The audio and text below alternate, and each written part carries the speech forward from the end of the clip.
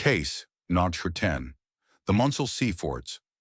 They stand in the Thames estuary like rusted sentinels from another age, their legs planted in the murky water, their platforms sealed against entry. The Maunsell Sea Forts were built in 1942 to defend Britain against German air raids and naval mines. 7 towers connected by catwalks, each housing anti-aircraft guns and crews of up to 120 men. They shot down 22 aircraft and 30 flying bombs during the war. Then came peace and silence. The British government decommissioned the forts in the late 1950s. Most were simply abandoned, their hatches welded shut, their interiors left to rust. No cleanup crew was sent, no inventory was taken.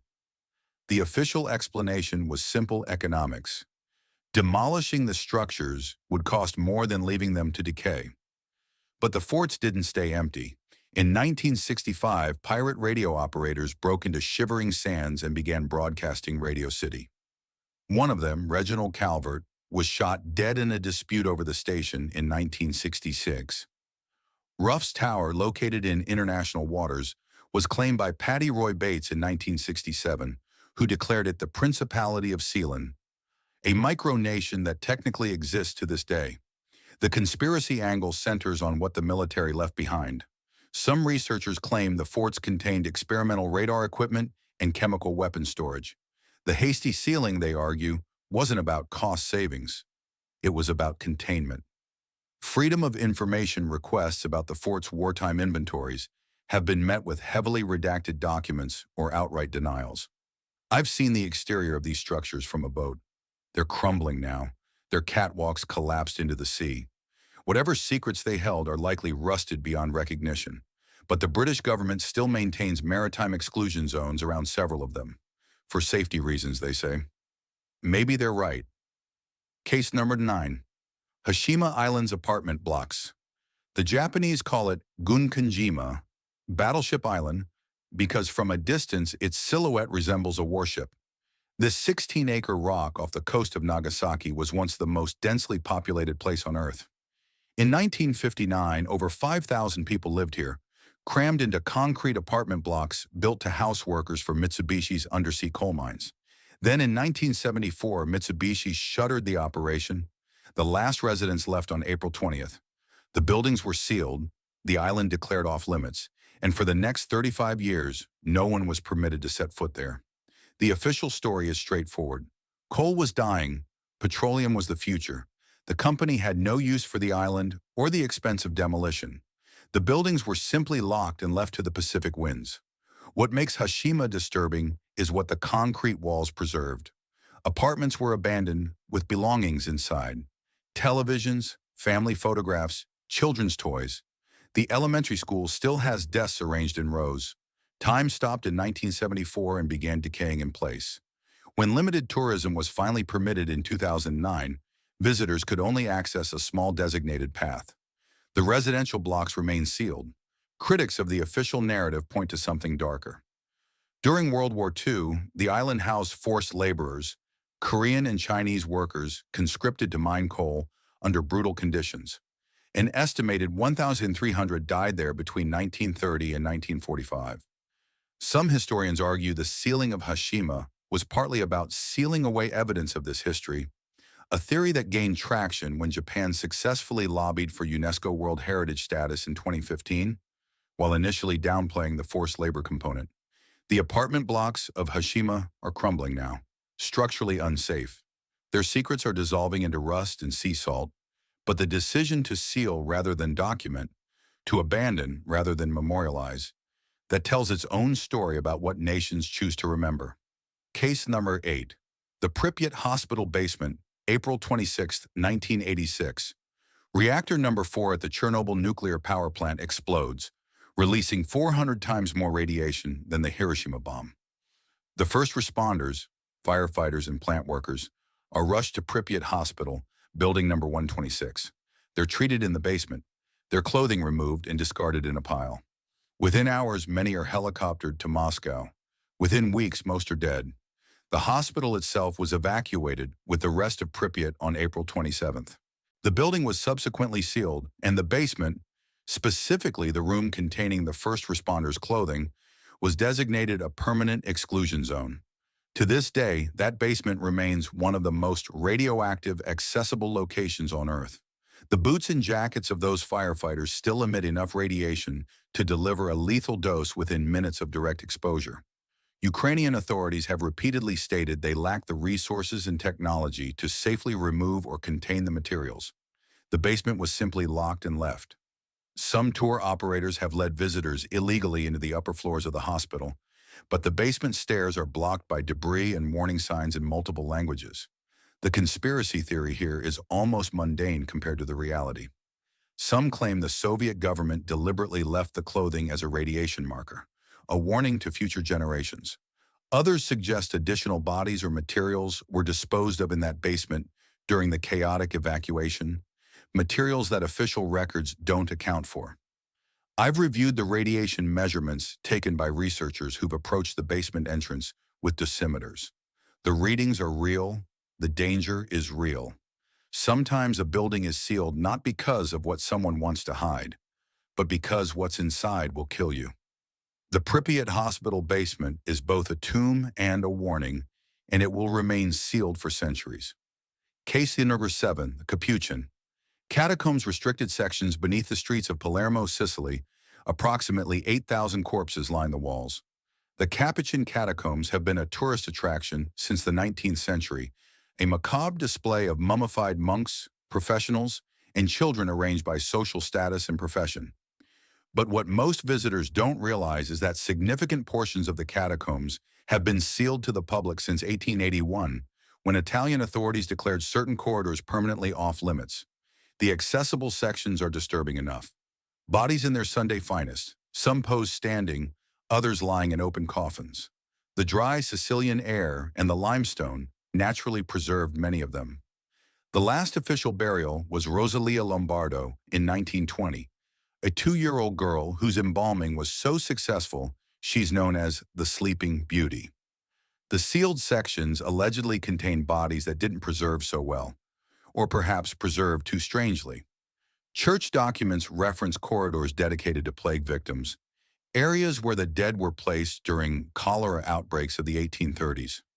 These bodies were treated differently, quickly interred without the careful preparation given to paying customers. Researchers who've petitioned for access report being denied without explanation. The Capuchin friars who maintain the site acknowledge the sealed sections exist, but claim they contain nothing of historical interest, merely collapsed passages and structural hazards. Conspiracy theorists suggest something else entirely, that the sealed corridors contain evidence of less sanctified burials, possibly executed criminals or individuals denied proper Catholic rites. In medieval and Renaissance Italy, such distinctions mattered enormously to the Church. The Capuchins have maintained these catacombs for over 400 years. They've survived wars, earthquakes, and the Italian unification. If they've chosen to seal certain passages, they have their reasons. Whether those reasons are architectural or theological, I suspect we'll never know. Case First 6. The Sedlec Ossuary's lower chambers. You've probably seen photographs of Sedlec, the famous bone church in the Czech Republic, where the skeletons of an estimated 70,000 people have been arranged into chandeliers, coats of arms, and decorative garlands. It's become one of the most photographed sites in Central Europe, drawing hundreds of thousands of visitors annually to the small town of Kutna Hora. What those visitors aren't told is that the ossuary they see represents only the upper chapel. Below it, sealed since the 1970s, lies a lower chamber that Czech authorities have never opened to the public and rarely discuss. The bones in Sedlec came primarily from 2 sources: victims of the Black Death in the 1340s and casualties of the Hussite Wars in the early 1400s. A half-blind monk began arranging them in 1511. The artistic arrangements visible today were created by František Rint in 1870, who signed his name in bones on the wall. The lower chambers were reportedly used for bones deemed unsuitable for artistic arrangement. Fragmentary remains, bones showing evidence of violence or disease, and according to some accounts, remains that couldn't be positively identified as Christian. During the Hussite Wars, the distinction between Catholic and Protestant dead was theologically significant. Czech heritage officials have stated the lower chambers are closed due to structural concerns and environmental sensitivity. The bones are allegedly in a fragile state, disturbed by groundwater infiltration over centuries. Local historians tell a different story. They claim the lower chambers were sealed after researchers in the late 1960s discovered evidence that some remains dated to pre-Christian burials, pagan Slavic interments that the church had incorporated without acknowledgement. Whether the truth lies in infrastructure or theology, those lower chambers remain closed. The Bone Church shows us death transformed into art. What lies beneath may simply be death itself. Case number 5, Fort Knox Gold Depository Interior Sections. Let me be clear about what we know. Fort Knox exists. It holds gold. The U.S. Treasury Department confirms approximately 3 million ounces of gold bullion are stored there, valued at over $290 billion at current prices. The facility was completed in 1936 and has served as the nation's primary gold repository ever since. Here's what we don't know: what the interior actually looks like. No public photography exists of the vault's interior. No journalist has ever been granted access. The last congressional delegation to physically inspect the gold was in 1974, and even they were shown only a small portion. Since then, the vault has been effectively sealed to outside verification. The building itself is formidable: 16,000 cubic feet of granite, 4,200 cubic yards of concrete, and a door weighing 22 tons. The grounds are protected by the U.S. Mint Police and surrounded by Fort Knox Army Base. No confirmed break-in attempt has ever occurred. The Treasury Department conducts annual audits, but these are internal. Independent verification is refused on security grounds. When Ron Paul and other politicians have demanded full audits with outside observers, they've been denied. This is where conspiracy theories flourish. Some claim the gold was secretly sold or leased during various financial crises. Others suggest the bars are actually gold-plated tungsten, a fraud supposedly discovered when Germany requested repatriation of its gold in 2013, a process that took 7 years to complete. I'm not suggesting the gold isn't there. The U.S. government has little practical reason to commit fraud on this scale. But here's the uncomfortable truth: we have no way to verify it independently. Fort Knox remains the most valuable sealed building in America, and its contents are taken entirely on faith. In the world of finance, that's either reassuring or terrifying. Case number 4, Moscow Metro. 2. Every major city has urban legends about secret tunnels beneath its streets. Moscow's legends happen to be true, at least partially.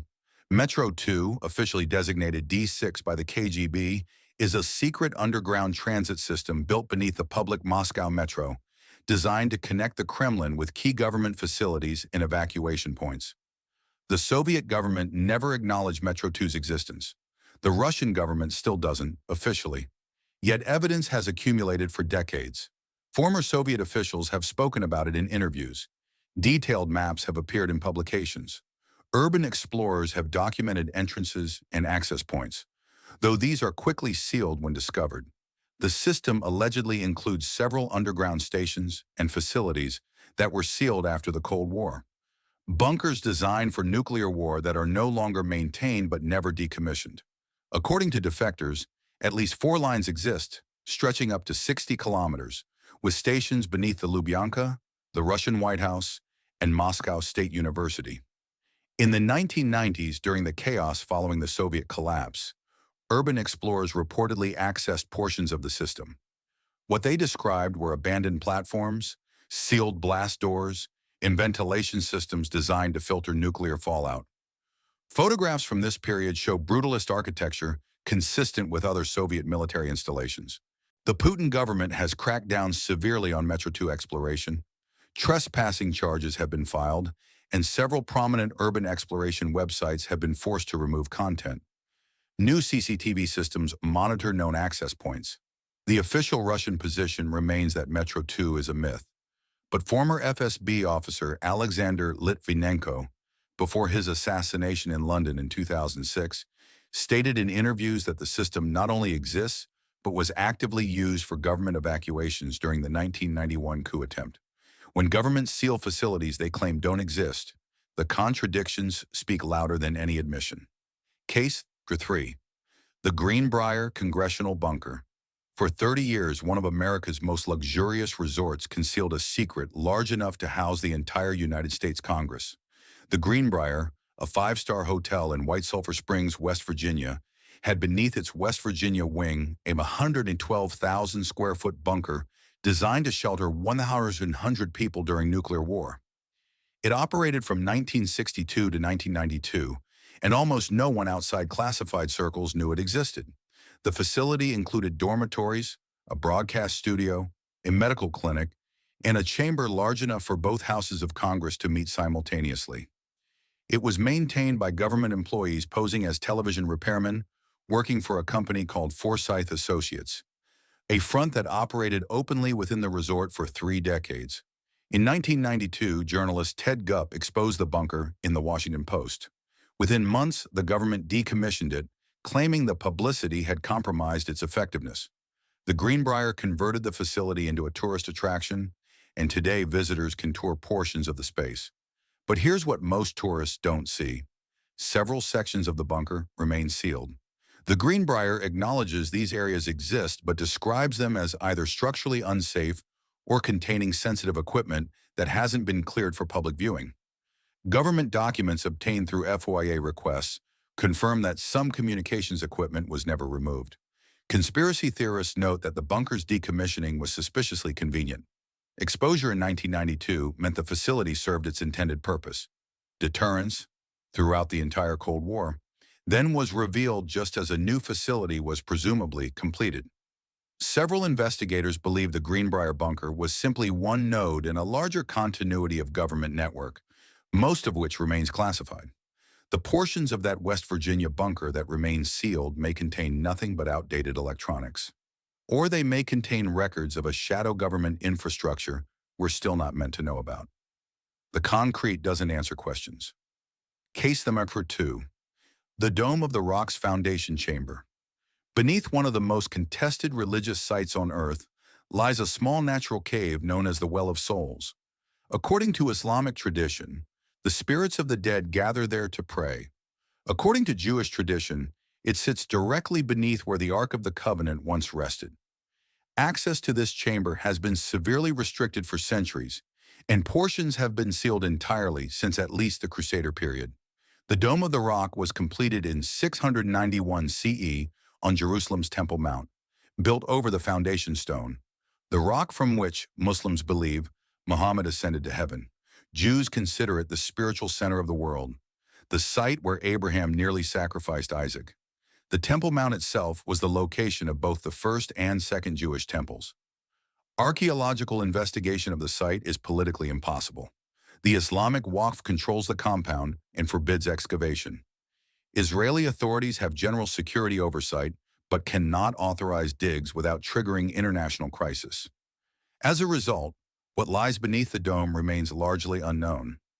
Medieval accounts describe chambers beneath the foundation stone, sealed by various rulers to prevent disturbance.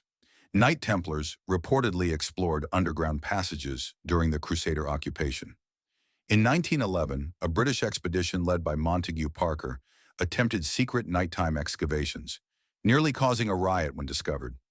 What would we find if the sealed chambers were opened? Conspiracy theorists claim everything from the Ark of the Covenant to evidence that would invalidate one religion's claims to the site. Archaeologists are more cautious, noting that any artifacts would be fragmentary, disturbed by thousands of years of construction and conflict. The foundation stone chambers remain sealed because opening them could trigger wars. That's not conspiracy, that's geopolitics. Some doors stay closed not because of what's behind them, but because of what would happen if anyone tried to look. Case number 1. The Great Pyramid's Void. In November 2017, an international research team announced they had discovered something impossible inside the 4,500-year-old Great Pyramid of Giza. Using muon tomography, a scanning technique that tracks cosmic ray particles, the Scan Pyramids project identified a previously unknown void at least 100 feet long, located directly above the Grand Gallery. The cavity was undeniable, confirmed by 3 independent detection methods, but it was completely inaccessible. No passage led to it. It had been sealed within the pyramid's core since the day the structure was completed. The Great Pyramid contains three known chambers: the subterranean chamber cut into bedrock, the Queen's Chamber, and the King's Chamber housing Khufu's empty sarcophagus. For centuries, researchers assumed these represented the totality of the pyramid's interior spaces. They were wrong. Egyptian authorities have refused to authorize any drilling or invasive investigation of the void. Former Antiquities Minister Zahi Hawass dismissed the discovery, suggesting the muon readings might indicate construction gaps rather than a purposeful chamber. The researchers who made the discovery maintain their data clearly shows a deliberate architectural space. What could be inside? The possibilities have fueled unprecedented speculation. Some Egyptologists theorize it may contain construction materials or be a structural relief chamber. Others suggest it could house a second, undiscovered burial, perhaps the actual intact tomb of Khufu, whose body has never been found. Fringe theorists propose everything from ancient technology to evidence of non-human involvement in the pyramid's construction. The void sits there still, 260 feet above the desert floor, surrounded by 3 million limestone blocks. No human has seen inside it for 45 centuries. We know it exists. We can measure its dimensions. And yet it remains sealed, not by ancient curses or government conspiracies, but by the sheer mass of stone placed around it by workers dead for 4 millennia. I've stood in the shadow of the Great Pyramid. I've felt the weight of its history pressing down. Whatever's in that void, treasure, rubble, or empty air, it represents a fundamental truth about sealed places.